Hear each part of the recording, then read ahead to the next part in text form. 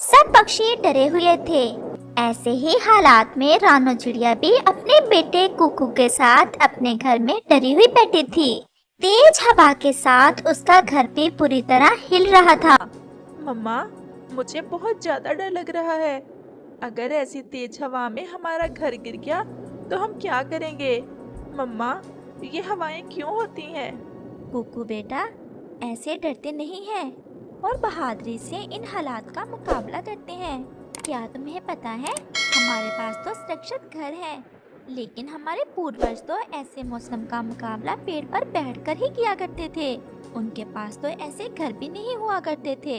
वो माँ बेटा ऐसे बातें कर ही रहे थे कि तेज हवा का एक झोंका आता है और उनका घर टूटकर नीचे गिर जाता है और वो माँ बेटा रोने लग जाते हैं। मम्मा, वही हुआ जिसका मुझे डर था। हमारा घर टूट गया। अब हम ऐसी सर्द हवा में क्या करेंगे? कुकू बेटा, तुम क्यों परेशान हो? मैं इसी जंगल की पुरानी पासी हूँ और मेरे सब पक्षियों के साथ अच्छे संबंध हैं। मैंने हमेशा दूसरों के साथ भला ही किया है। हम ऐसा करते हैं, कबूतर का घर पास ही है, हम उसके घर जाते हैं, वो जरूर हमारी मदद करेगा। कुकू, तुम्हें पता है, जब कबूतर इस जंगल में नया आया था तो उसके पास रहने को कोई घर न था। मैंने उसे कई रोज अपने घर में रखा था और भोजन भी दिया था और फिर उसके साथ उसका घर भी बनवाया था। तो मम्मा, हम कबूतर अंकल की तरफ ही जाते हैं। फिर तो वो जरूर हमारी मदद करेगा। और फिर रानो चिड़िया और उसका बेटा कुकू कबूतर की तरफ चले जाते हैं। अच्छा ही हुआ जो आज मेरी पत्नी अपनी माँ के पास गई हुई है। हमारा तो घर भी बहुत कमजोर है। अगर मेरी पत्नी भी आज होती तो ये घर इस तेज हवा में हम दोनों का बोझ बर्दाश्त ना कर पाता और टूट जाता। कबूतर ऐसा सोच रहा था कि उसके घर का दरवाजा बजता है। कौन है? मम्मा, मम्मा, कबूतर अंकल तो जाग रहे हैं। मैं हूँ रानो चिड़िया। कबूतर भैया, मेरा घर इस तेज हवा में टूट गया है और ठंड बहुत ज्यादा है। आप हमें अपने घर में रख लें। सच जानो तो मैं झूठ नहीं बोल रहा। मेरा घर बहुत ज्यादा कमजोर है। वो तो आज मेरी पत्नी नहीं है, वो अपनी माँ के पास गई हुई है। अगर वो भी इस घर में होती तो ये घर गिर जाता। ये ज्यादा बोझ नहीं उठा सकता। ऐसा सुनकर रानो चिड़िया के पास तो कोई जवाब नहीं था। वो बहुत हैरान होती है और अपने बेटे से थोड़ा शर्मिंदा भी। मम्मा, कबूतर अंकल तो आपके अच्छे दोस्त हैं और ये भी ऐसा ही कह रहे हैं। क्या अब कोई भी नहीं रखेगा हमें अपने घर में? लेकिन रानो चिड़िया खामोश रहती है। कुकू, चलो हम कालू कौवे और गोरी की तरफ जाते हैं। वो तो मान ही जाएंगे, उनका तो घर भी नया है, अभी पिछले दिनों ही बनाया है कालू और गोरी ने। और फिर वो माँ बेटा वहाँ से कालू कौवे के घर की तरफ चले जाते हैं। कालू भैया, क्या जाग रहे हो? जल्दी से दरवाजा खोलो, बाहर हवा बहुत तेज है। कौन हो तुम और क्यों शोर मचा रही हो? और अगर बाहर हवा तेज है तो अपने घर जाओ। ये मिलने मिलाने का समय नहीं है। सबको अपनी अपनी जान की पड़ी है इतनी तेज हवा में। मैं कोई और नहीं हूँ, मिलने नहीं आई ऐसी तेज हवा में। मेरा घर टूट गया है और मैं रानो चिड़िया हूँ। पहचाना नहीं आपने मुझे? चिड़िया, अगर तुम्हारा घर टूट गया है तो हम क्या करें, बताओ? कालू भैया, मुझे अपने घर में आने दे, ठंड ज्यादा है। मैं तो तोते भैया की तरफ गई थी पहले, लेकिन वो तो सोए हुए थे, उठ ही नहीं रहे थे। चिड़िया, एक मैं, एक गोरी और एक हमारा बेटा। ये हमारा घर इतना मजबूत नहीं है कि तुम दोनों का भी बोझ बर्दाश्त कर सके। तुम ऐसा करो, कबूतर की तरफ चली जाओ। मैं गई थी कालू भैया, लेकिन कबूतर भी यही बात कह रहा है कि उसका घर कमजोर है, ज्यादा बोझ नहीं उठा सकता। हम माँ बेटे का कौन सा ज्यादा बोझ है? अच्छा, ऐसा करो, तुम अपने बेटे को भेज दो अंदर, लेकिन तुम नहीं आ सकती। ऐसा ना हो कि तुम्हारे वजन से ये घर ही गिर जाए। बस इतना ही कर दें, आप मेरे बेटे को ही अपने घर में रख लें और मैं पेड़ पर बैठ जाती हूँ। नहीं मम्मा, मैं आपको ऐसे छोड़कर कैसे जा सकता हूँ कालू अंकल के घर? कुकू, अपनी माँ की बात नहीं मानोगे? मैं जो कह रही हूँ वो तुम करो। कालू भैया, आप दरवाजा तो खोलें, बस कुकू ही आएगा अंदर। और फिर कालू कौवा दरवाजा खोल देता है और कुकू कालू के घर में आ जाता है। कहाँ, यहाँ नहीं। मेरे जग्गू की नींद खराब करनी है क्या? वहाँ बैठ जाओ थोड़ा दूर। और कुकू रोते हुए एक तरफ होकर बैठ जाता है। रात भी बहुत ज्यादा ठंडी थी और ऊपर से इस तेज हवा ने तो और भी ठंड बढ़ा दी थी। रानो चिड़िया एक पेड़ के नीचे बैठ जाती है और रोने लग जाती है। ये कैसे स्वार्थी पक्षी हैं सब।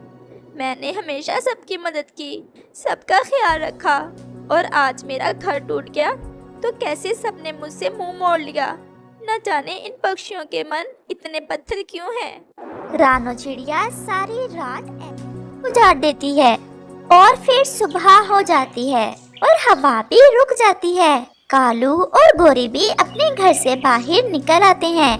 ये देखो चिड़िया, ये देखो, यहाँ से भी टूटा हुआ है और यहाँ से भी बहुत कमजोर है मेरा घर। आप सच ही कह रहे हो। मेरा कुकू नहीं उठा अभी तक। आप प्लीज मेरे कुकू को जगा दें। हमने नया घर बनाना शुरू करना है। चिड़िया, कितने दिनों में बन जाएगा तुम्हारा घर? गोरी बहन, अभी तो सारा काम करना है, 2-4 रोज तो लग ही जाएंगे। चिड़िया, मुझे तुम पर बहुत दया आ रही है। तुम ये 2-4 रोज हमारे घर में ही रह लेना हमारे साथ, लेकिन एक शर्त है। ये तो आपका बहुत एहसान होगा मुझ पर और मेरे बेटे पर, लेकिन क्या शर्त है? तुम इतने दिन हमारे लिए भोजन लेकर आओगी जितने दिन हमारे घर में रहोगी। मुझे मंजूर है गोरी बहन। जितने दिन हमारा घर नहीं बन जाता, मैं रोज शाम को आती हुई आप सबके लिए भोजन ले आया करूँगी। और फिर कुकू भी आ जाता है। कुकू, चलो बहुत ज्यादा काम है। और फिर कुकू और रानो चिड़िया वहाँ से चले जाते हैं। वो सारा दिन काम करते हैं। वो सूखा घास लाते हैं और फिर कुछ लकड़ियाँ और अपने घर में नरम नरम घोंसला बनाने के लिए कुछ सूखे पत्ते भी। मम्मा, आपको रात बहुत ठंड लगी होगी, बाहर तो बहुत तेज हवा चल रही थी। कुकू मेरी जान, मुझे बस तुम्हारी ही चिंता थी। मैं तो पहले भी ऐसी कई रातें ठंड में गुजार चुकी हूँ। वो तो भला हो कालू और गोरी का। चलो, तुम्हें तो रात रख लिया अपने घर में गोरी ने आज कहा है जितने दिन हमारा घर नहीं बन जाता, हम दोनों उनके घर में रह सकते हैं। क्या मम्मा? लेकिन रात को तो मान नहीं रही थी। लेकिन उसने ये भी कहा है कि जितने दिन हम उनके घर में रहेंगे, उन सब का भोजन हम लेकर जाया करेंगे। अब चलो। और फिर वो माँ बेटा भोजन ढूंढते हैं और फिर शाम हो जाती है। कुकू और उसकी माँ वापस चले जाते हैं। कालू कौवा, गोरी और उनका बेटा जग्गू घर में ही थे। भोजन लाई हो ना? मैं ले आई हूँ गोरी बहन, ये सब आपके लिए ही है। हम दोनों ने तो खा लिया है। गोरी बहुत खुश हो जाती है। वो सब भोजन खा लेते हैं और सो जाते हैं। और फिर सुबह हो जाती है। गोरी बहन, मेरा घर तो आज शाम तक ही बन जाएगा। बस हम आज की रात ही रहेंगे आपके घर और कल से हम अपने घर में ही रहेंगे। और फिर चिड़िया वहाँ से चली जाती है। गोरी, चिड़िया का तो घर ना ही बने तो अच्छा है। एक कोने में लेट जाती है मासूम चिड़िया, लेकिन हमें तो भोजन की चिंता नहीं करना पड़ती।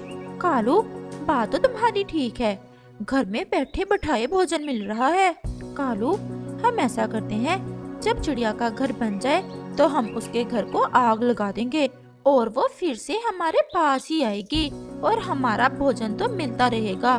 गोरी, सच में तुम बहुत शैतान हो। हम ऐसा ही करेंगे। दूसरी तरफ रानो चिड़िया सारा दिन काम करती है और अपने लिए एक सुंदर सा घर बना लेती है। वो घर बहुत ज्यादा मजबूत था। रानो चिड़िया और कुकू वहाँ बैठे हुए थे कि कालू और गोरी का बेटा जग्गू भी वहाँ आ जाता है। आंटी, ये घर आपका है? हाँ जग्गू, हमने नया घर बनाया है। आंटी, मैं थोड़ी देर सो लूं आपके नए घर में? क्यों नहीं जग्गू, तुम सो जाओ। मैं और कुकू नदी की तरफ जा रहे हैं पानी पीने। हम जब आएंगे तो तुम्हें जगा देंगे। कुकू और उसकी मम्मा नदी की तरफ चले जाते हैं और फिर जग्गू उनके घर में सो जाता है। कालू, रानू का घर तो पूरा बन गया है और मैंने देखा है वो नदी पर है। हम क्यों ना अभी उसके घर को आग लगा दें और वो फिर से रोती हुई हमारे पास आएगी और हम फिर से उसे भोजन लेकर खाएंगे। और फिर वो दोनों तुरंत रानू के घर की तरफ जाते हैं। और कालू कौवा रानू के घर को आग लगा देता है। वो आग लगा ही रहा था कि रानू चिड़िया भी वहाँ आ जाती है। कालू, ये क्या कर रहे हो तुमने मेरे घर को आग क्यों लगा दी? मैं बताती हूँ तुम्हें। तुम भोजन ले आना हमारे लिए और हमारे ही घर में रह लेना सारी जिंदगी नुकरानी बनकर। तुमने क्या करना है ये नया घर? तुम्हारा बेटा जग्गू सोया हुआ था मेरे घर में। ये सुनकर गोरी और कालू के तो होश ही उड़ जाते हैं और वो रोने लग जाते हैं। लेकिन आग बहुत ज्यादा तेज हो गई थी, जिसे बुझाना अब उनके बस की बात नहीं थी। इस कहानी से हमें सीख मिलती है कि जो गड्ढा हम दूसरों के लिए खोदते हैं, हम खुद ही उसमें